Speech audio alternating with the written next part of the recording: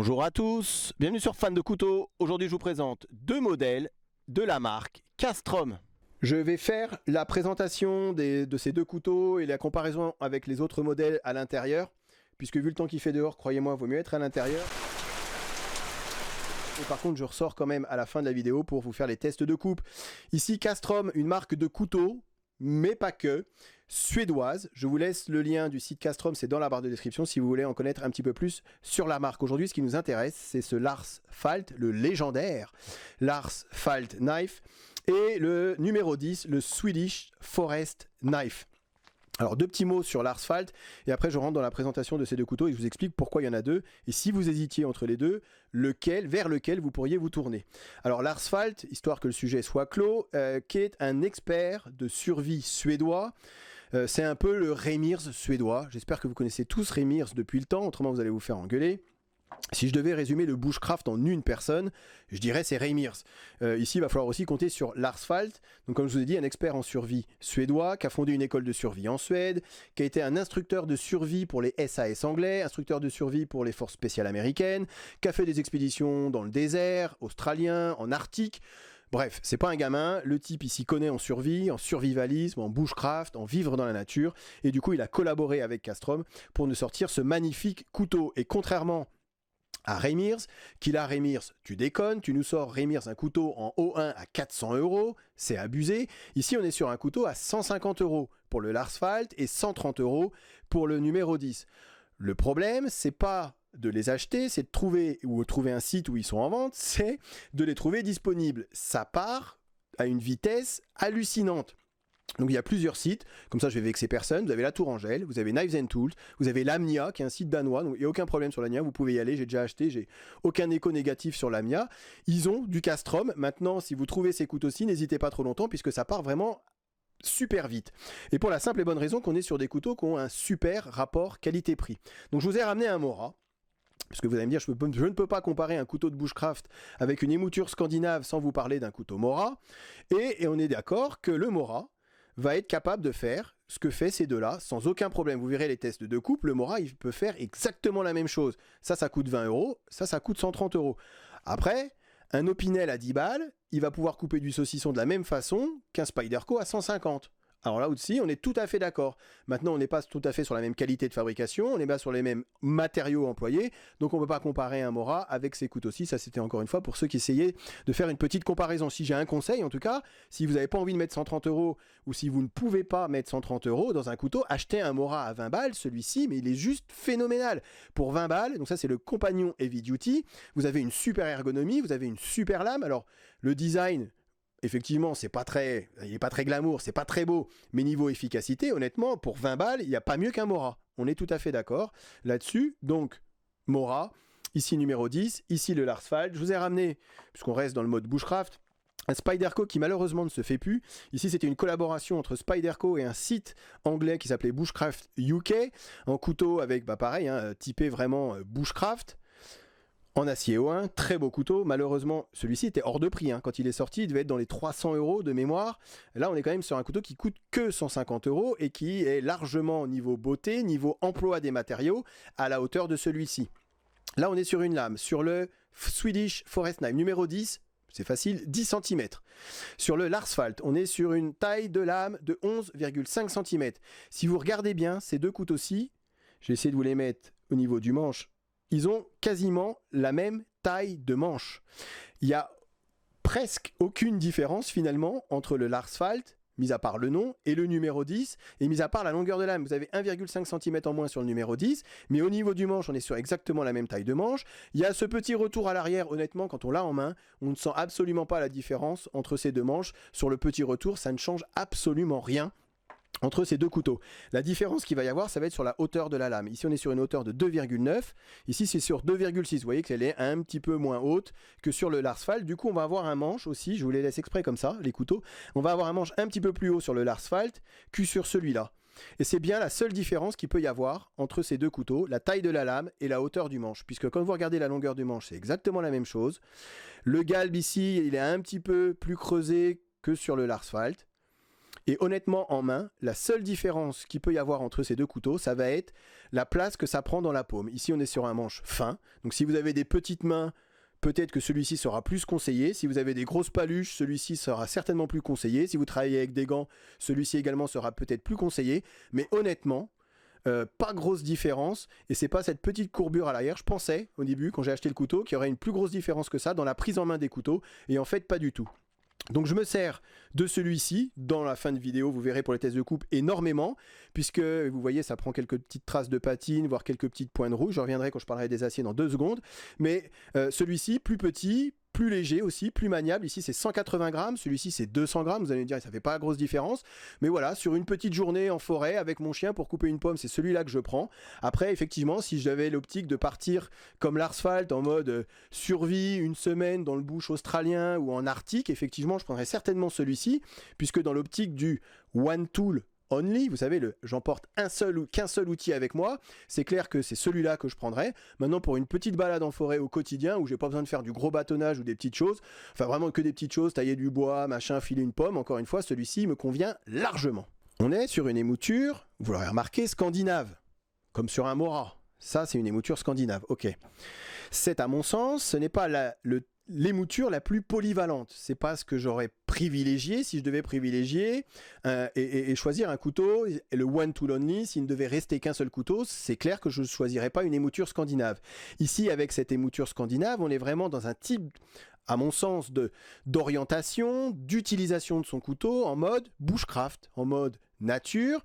Vous allez fendre du bois, vous allez faire des petits feather sticks, vous allez gratter, puisqu'on est sur un angle à 90, gratter un fire steel, vous allez vous tailler une petite cuillère autour du feu, vous allez éventuellement vous préparer un peu de nourriture, mais j'aime pas du tout la coupe que ça fait sur la nourriture avec ces émoutures scandinaves, même si c'est tout à fait possible, ça coupe, donc ça peut couper la nourriture. Mais il y a vraiment un type et une orientation très particulière. La chasse également, vous allez pouvoir dépecer si vous êtes chasseur, vous allez pouvoir couper du poisson si vous êtes pêcheur, mais il y a vraiment ce côté vraiment très nature, très bouche, que j'aime beaucoup, hein, je critique pas, c'est juste l'orientation de ces émoutures scandinaves.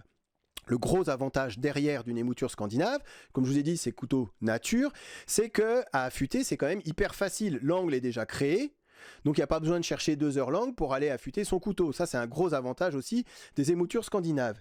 Ici, l'acier utilisé sur ces couteaux, on est sur du K720, qui est un cousin de l'O1, qu'on peut assimiler à de l'O2. Alors, je vais résumer, c'est de l'acier carbone, un acier au carbone. Alors le gros avantage en plus de cette émouture scandinave, c'est que les aciers au carbone sont très faciles à affûter. Donc c'est très pratique sur le terrain. Encore une fois, on est vraiment sur une orientation terrain, nature.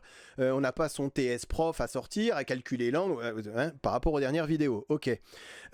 Par contre, l'inconvénient des aciers carbone, c'est là où je vois moins le côté survie, c'est que c'est un acier qui rouille à une vitesse, celui-ci rouille à une vitesse hallucinante. Vous savez que j'ai l'habitude de prendre très soin de mes couteaux, je suis un amoureux du ballistol, même j'en mets, vous savez, dans mes couteaux automatiques alors qu'il ne faut pas. Vous voyez, je lis les commentaires. Ici, il y a un point de rouille qui est apparu, alors que mes couteaux sont huilés, mais alors hyper huilés avant d'être rentrés dans l'étui, même ceux-là en dehors de l'étui, puisque, petit conseil, mais...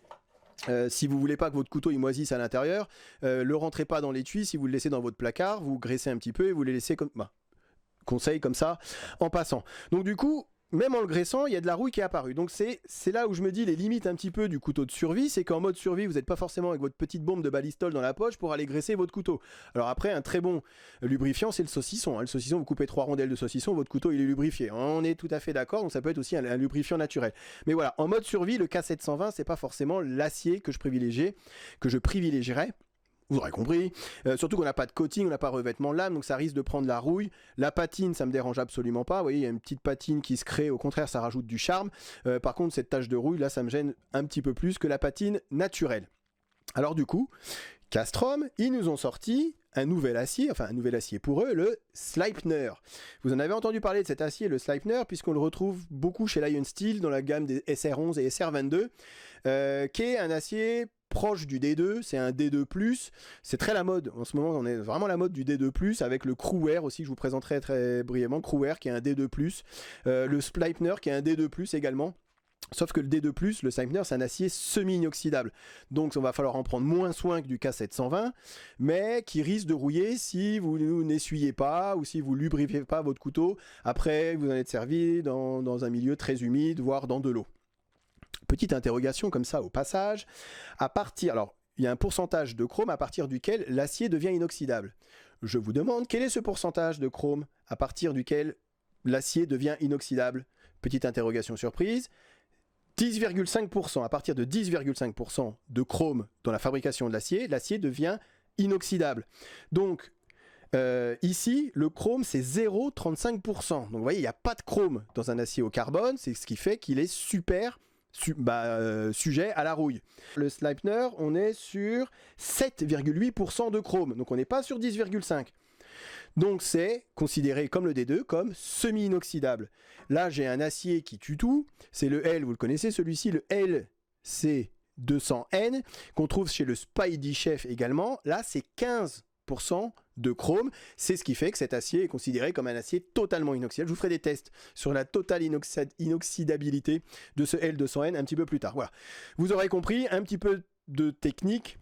Donc il y en a un petit peu pour tout le monde chez Castrom. Si vous aimez avoir un couteau qui coupe, une facilité à l'affûtage et un tranchant vif, vous prenez un acier carbone, il va falloir en prendre soin. Si vous voulez un acier un petit peu moins prise de tête, mais un petit peu plus dur à affûter également, va falloir aller vers un acier équivalent en tout cas à l'acier Sleipner. Je termine la présentation par le manche et par les étuis.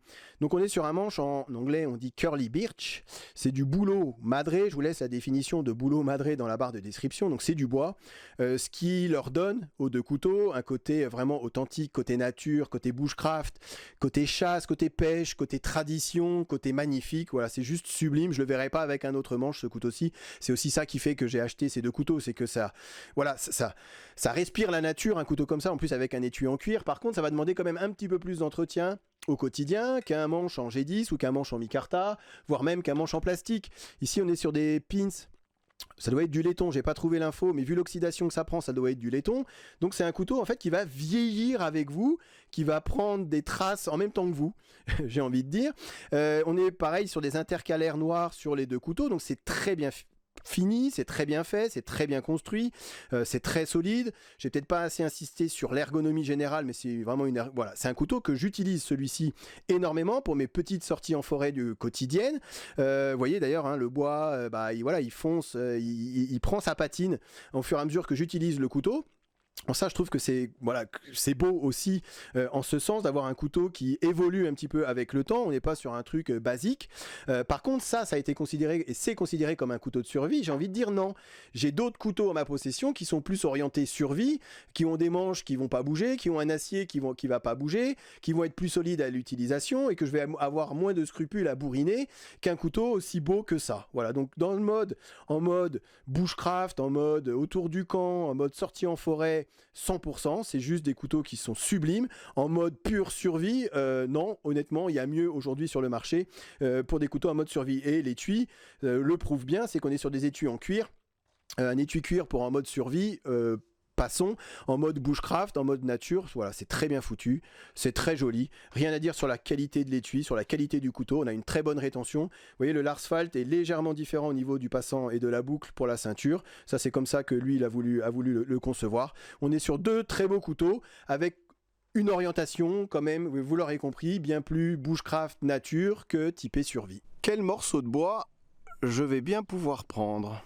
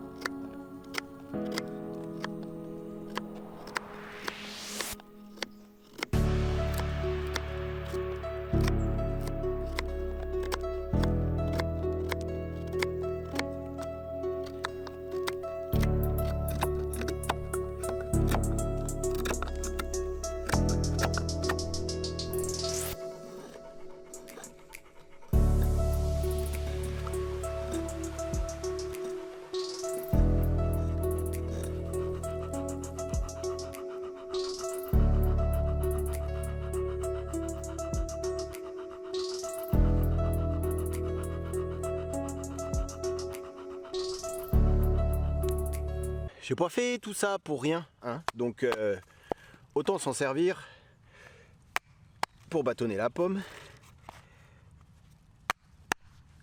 Il y en a une qui a reconnu derrière que c'était son heure. Voilà. J'espère que cette petite vidéo vous a plu, que ça vous a permis de découvrir ou redécouvrir les couteaux Castrom. Je vous remercie bien évidemment de l'avoir regardé jusqu'au bout. Et je vous dis à très bientôt sur Fan de couteaux. Allez. Salut.